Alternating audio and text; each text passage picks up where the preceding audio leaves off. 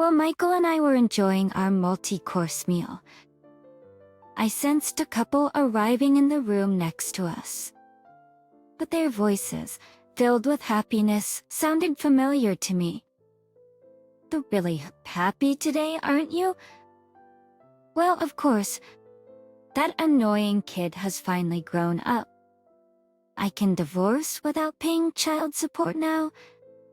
And finally, I can marry you. Is it okay if we sit here?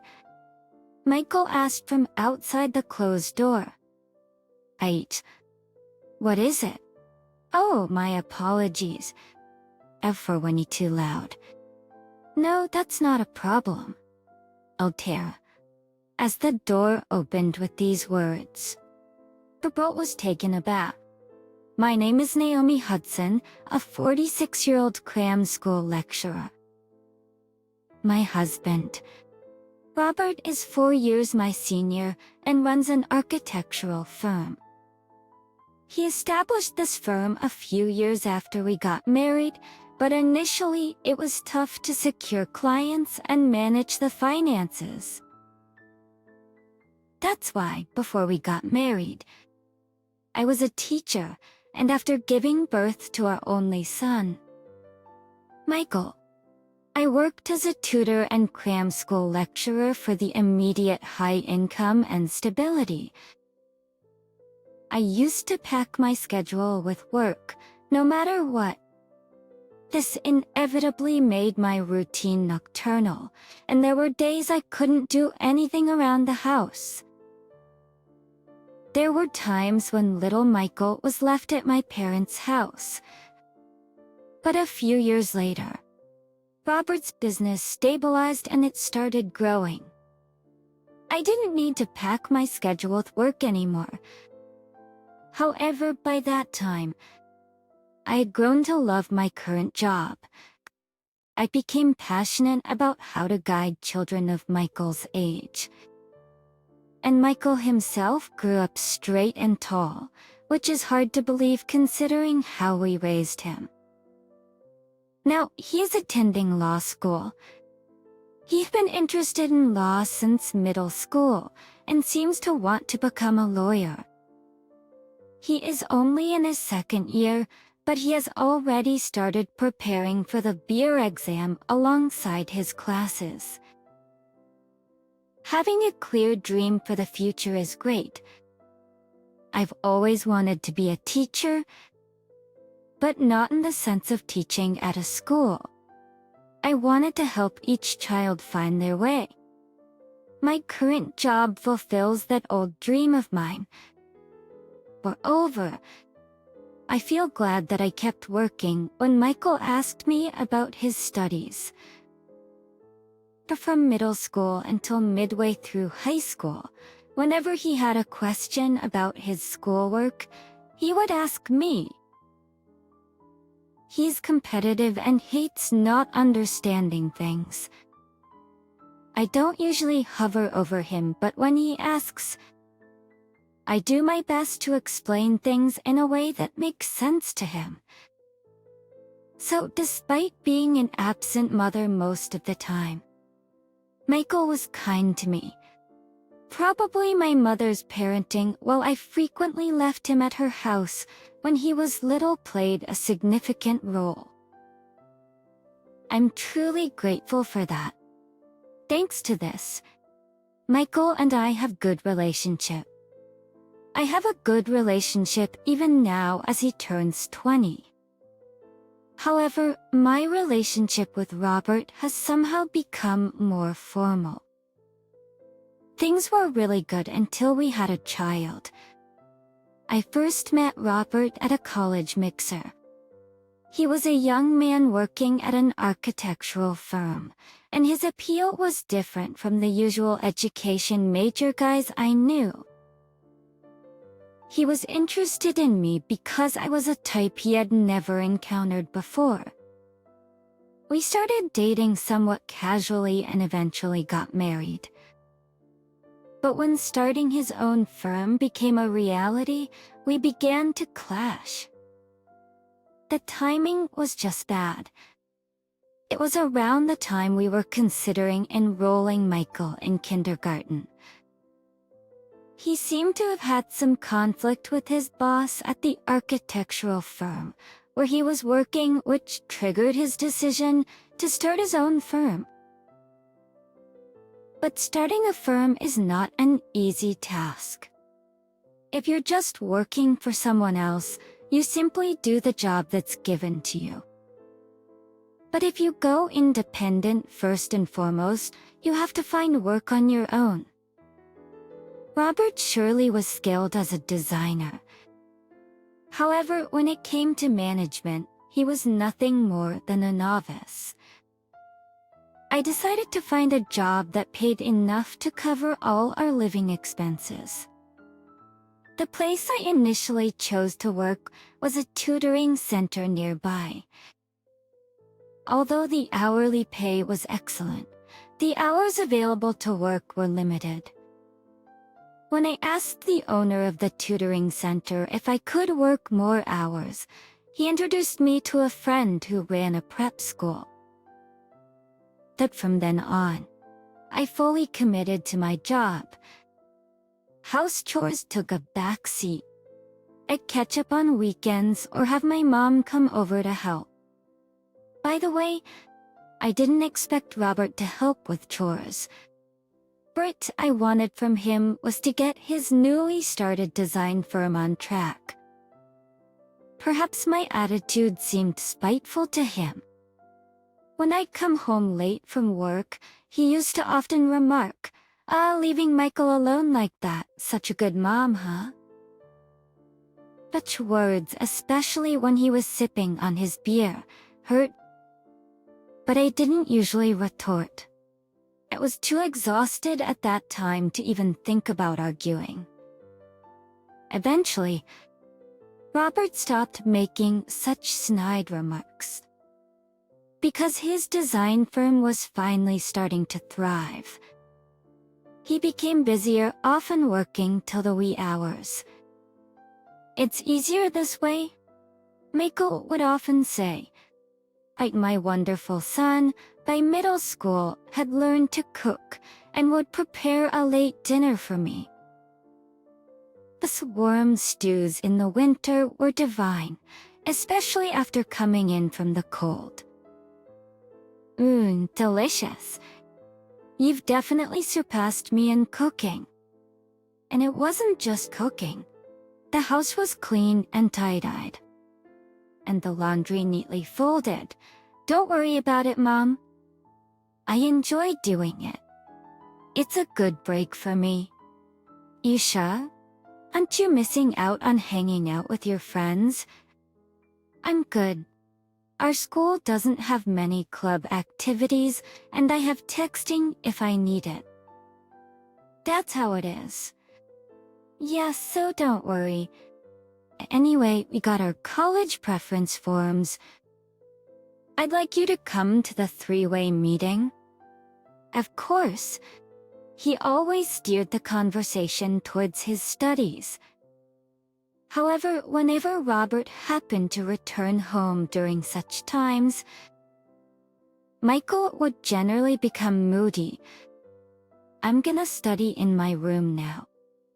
"Hold on, don't you have anything to say to me?" "You wanna attend the three-way meeting too?" "Dad? I'm busy, obviously can't make it." "That's why I told Mom. That's okay, right? What's with that attitude towards your father?" Michael didn't answer and went into his room. "Naomi, what the heck kind of parenting are you doing?" And thus, Robert would get upset. I wanted to tell him it was merely because he wasn't doing anything. Exactly, he wasn't contributing at all. Up from living expenses to Michael's school fees. I covered everything. But arguing seemed like such a waste of time. He's just in his rebellious phase. Cut him some slack. I'd often brush it off. Robert would then humph loudly, slump on the couch, pull out a whiskey bottle and start drinking by himself. Sick, not wanting to see an irate Robert, I'd excuse myself, mentioning work for the next day, and retreat to my room. Yes, by that time, we were sleeping in separate rooms. But when the three of us were home, we'd each be in our own rooms. We were now able to live in a sufficiently large apartment. Our family continued to live in this somewhat cold atmosphere. Yet when Michael got into the university he had been aiming for, we did celebrate together. Getting into a law school is something. I'm so proud. It's where I wanted to go. Michael's response was rather indifferent, but it was the truth. He'd always had a law school he wanted to attend and worked hard to get in. But despite this, he didn't attend prep school and studied on his own. If I don't understand, I mean, I've got a good teacher at home. Why do I need to go out for it? At most, it was about taking a mock exam to know the national level. Save some bucks since you're a cheap one. Is that really how you say it? Mom, I meant to say that too. You really don't need to worry about that. No, I just wanted to do it myself. Michael really is a good kid, almost too good to be true. Actually, in college, he quickly made connections, showed his face in the seminar he wanted to join, and seemed to be getting along well with his seniors. And then came his 21st birthday. He asked to celebrate when he could, but till he went and he could legally drink. You finally reached that age? Let's go have dinner at a nice place tonight. About that, he began and started fiddling with his smartphone. He then showed me the website of a restaurant. I want to go to this place. A senior who graduated from the seminar I want to join recommended it to me. The place he pointed out was a certain high-end Japanese restaurant. That place, I was genuinely surprised. It's because a famous spot for multi-course meals, often featured on TV and in magazines. I was thinking of splurging, but that's a bit too much. Don't worry, the lunch menu is quite affordable. Don't you want to try a place like this at least once, Mom? Now that he mentioned it, I had been curious myself. But what about your classes? Michael? It's a special day, right? And you're taking time off work, aren't you? Something felt off about this. That place is really popular, and reservations are hard to get. Are you sure we can get in? I've actually already made a reservation. Saying this, he operated his smartphone again and showed me the reservation screen. Was that your plan all along? I chuckled. On the promised day, we met up a bit earlier than usual lunchtime at a subway exit. Having been working non-stop, I rarely had the chance to dine at fancy places, so I was looking forward to it. This way, directed Michael, leading me to a building basement, a serene setting. Execute inside, the private rooms for small parties seemed to be located further in as we were led down a long corridor. We've got plenty of time reserved, he assured me, so we can take our time. I get it. Exactly, he replied. We then enjoyed the series of exquisite multi-course meal brought before us. A feast for both the eyes and the palate. It had been quite a while since I had experienced something like this. As we were savoring the final sweet dish, I noticed some commotion outside. "You're really splurging on me today, aren't you?" "Yeah, today's a special day." And voice. He was calmly fiddling with his smartphone. He checking messages now that we had finished our meal. "Hey.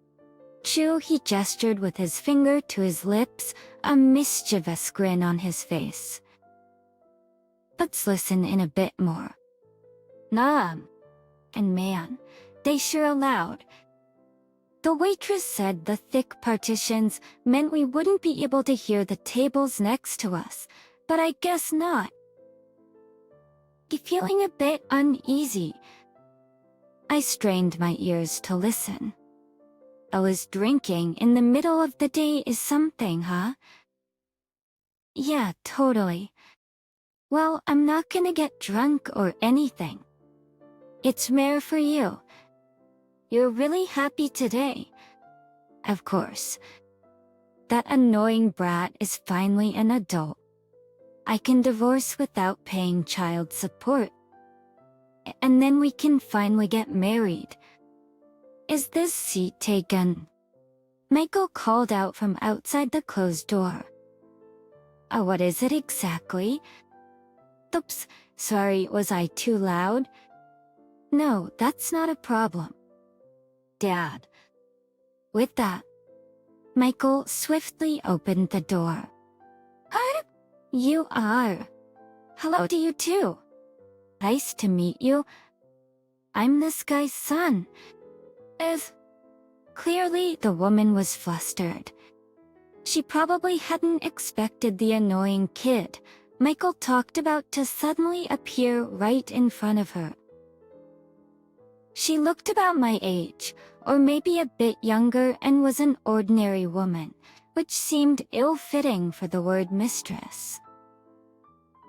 And she looked somewhat familiar. By any chance, did you come to sell insurance before? I work as a lecturer at a prep school near the station. Oh. She seemed to remember.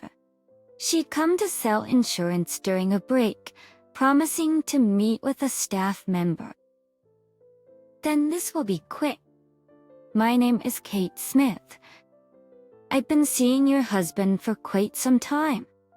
Seriously? Now that your son is an adult, I think it's time for a divorce. Fix with a brisk tone befitting her job. He clearly stated her case to me. Just then, as if Robert had closed his mouth, he suddenly opened it, grabbing Kate's shoulder as if to say, "Don't say anymore." However, she probably didn't realize the meaning behind Robert's actions. She turned around, intending to come towards me. No way. As Michael said this, he took out his smartphone from his pocket. Actually, this is perfect.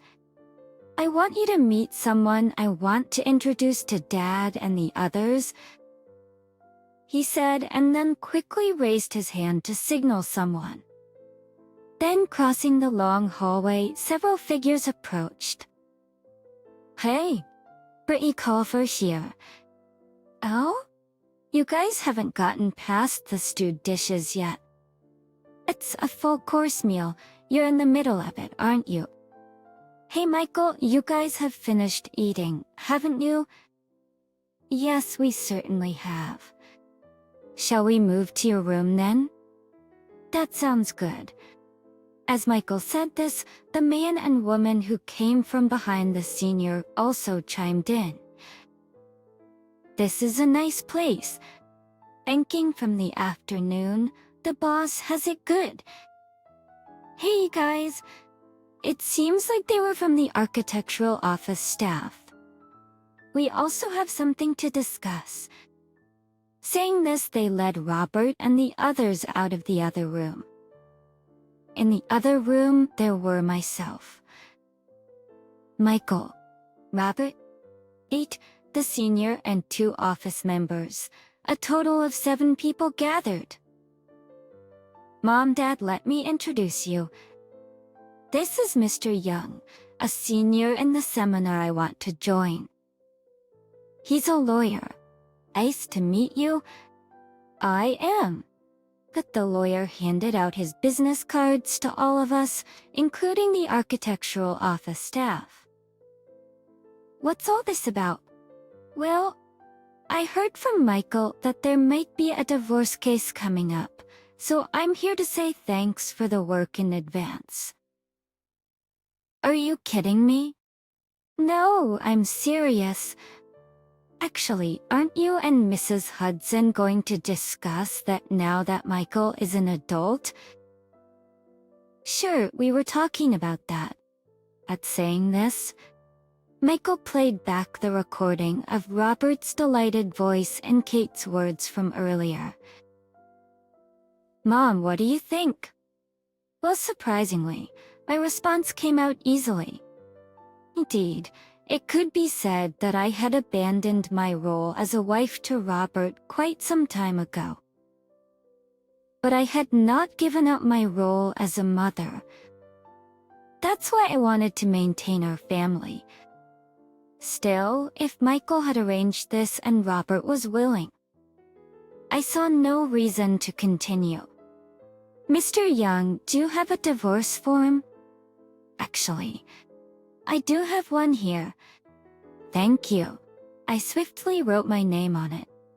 Mom, you're so understanding and quick to act.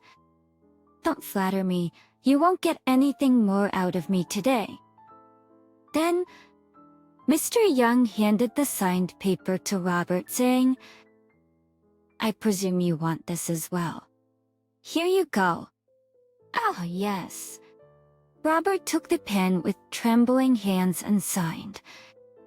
Thank you very much. So this means he's free after submitting this, right? Kate leaned in. Well, there are a few things we need you to do. What do you mean? Certainly, Naomi doesn't need child support from Michael anymore. However, she has the right to claim alimony from you too. If it's about the breakdown of the marriage, Naomi is in the same boat. That's not true. And the lawyer cut in sharply. Robert's affair not contributing financially to the household. Those are grounds for alimony. An affair and financial abuse? Come on. Robert and Kate, was it? You guys admitted earlier that you've been together for a while now. That's an affair. There, the swearily been together for a while part was played back. Kate gasped, thinking you shouldn't have said that. I've known about this for a long time. That's why I asked Mom to celebrate my birthday here today. You little. I've checked the bank and the household ledger. Everything for living expenses comes from Mom's account. Including my tuition, everything of yours goes to work and whatnot. Yet, you eat at home without question. Get your laundry done, right? Look, I've been raised all along with Mom's money. Robert had no words to return to Michael's relentless statements. When on earth did he check the bank books? Indeed, I've been paying for everything in our household. But for the increasingly spacious apartment, groceries, utilities. So in that sense, you've been living off me, haven't you? These words unconsciously slipped from my mouth. Living off you. That's a horrible way to put it. But isn't it true? You've been doing your favorite job all along, spending all your earnings there. Yet you live in the apartment I rent, eat the food I buy. The clothes, well, you probably buy those yourself, but the laundry is done at our place, right? Which part of this is not living off someone? I suddenly found the hole. why have I continued this married life up until now? Things would have been so much simpler and more comfortable if I just lived with Michael from the start. Undergoing a sudden change in demeanor, I left Robert and Kate utterly dumbfounded. I'm sorry, Michael. I didn't realize all this. And Mr. Young, I'd like to request a divorce not just for infidelity but also for financial abuse, and I want to claim alimony. Give it to me? Well then, Mom, we're done here with our meal and our business. Let's go home. Hey, is it okay to leave your senior colleague? He still has business with these two. I turned my attention to a man and a woman brought over by Mr. Young. They gave me a slight bow. Nice to meet you. We are architects from the office. Oh, is that so? Nice to meet you. But what exactly is? Yes, we are considering leaving to start our own practice, but we've been having trouble settling matters, so we wanted to consult. Realizing what was going on, I left the dumbstruck Robert and Kate behind and left the scene. On the way home, I asked Michael, "Did you introduce Mr. Young to those two staff members?" "Well, yeah," he chuckled. "I realized Dad was having an affair quite some time ago. I was mad, but I didn't know how to handle it. Then, I got interested in law and lawyers. When I got into college, I found a professor whose seminar I thought would be helpful, and I explained my situation. He told me know your enemy first. So, I started investigating everything around Dad. That's when I came across those two having a conflict with him. And you introduced them to Mr. Young. It's better to deal a blow all at once in these situations." I was astonished at how much he'd grown without me realizing. "But Michael, if you knew about Dad's affair, you should have talked to me first." "Well, our daily life was stable, and I just didn't have the courage to ask you about your feelings." I ruffled his hair affectionately. Saying that, I made calls to both my parents and my in-laws' houses. "Hello, it's been a while. This is Naomi." Actually, soon after our divorce was finalized, and Robert had to move out of the house. That was only natural since the house was rented under my name, not his.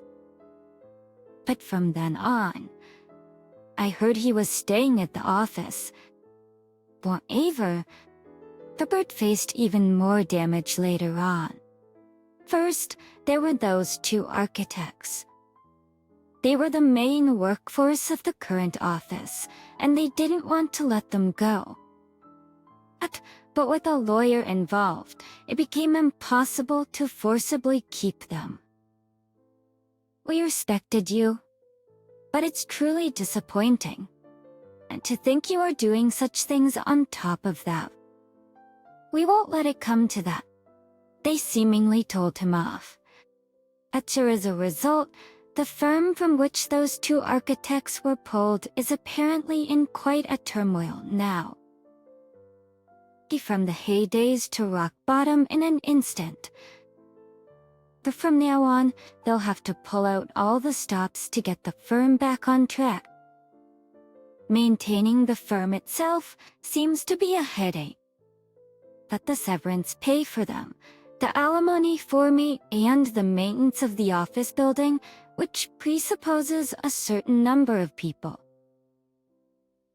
A pimp or psi or cellular illustrations, there are a lot of expenses at the moment, but as an employer, they still have to protect the remaining staff. However, now that a considerable amount of work was entrusted to those two, what Robert and the other staff can do is quite limited. But with no other option, he thought of borrowing the necessary funds for the time being and went to see his in-laws, with whom he lives along with his sister and her husband. He was severely reprimanded by both my father-in-law, furious about the recent turn of events, and my mother-in-law, who adores their grandson. We might not have a huge inheritance to leave behind, but we've decided not to give you any of it. We'll give that portion to Michael. So said Michael, who went to see how things were, came back reporting with glee. And Kate too. Due to the comings and goings of lawyers, her longtime role as a customer's mistress got spread around the office. Moreover, this put a significant dent in her business as an insurance salesperson, where customer trust is crucial. She was a top-performing salesperson, but her customers started leaving in no time. With office politics and backstabbing happening, showing vulnerability was a bad move. Her salary has decreased, and on top of that, she has to pay alimony.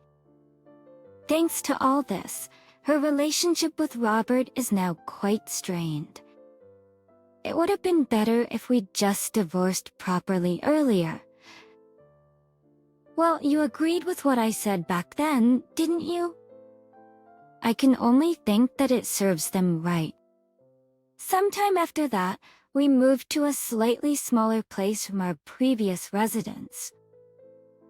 That's because Michael, taking the initiative, said, "Wouldn't a smaller place be fine?" Indeed, that's true. But for now, it's just the two of us living together. I'm sure this thoughtful and well-prepared Michael will pass his bar exam early. And someday he'll get a girlfriend, get married, and leave my nest to stand on his own. When that time comes, I'll be the only one left. There's no use in having a too spacious house for just myself. From now on, there's no deadweight named Robert. For a while, it's just going to be Michael and me and our cozy little space, living a joyful life.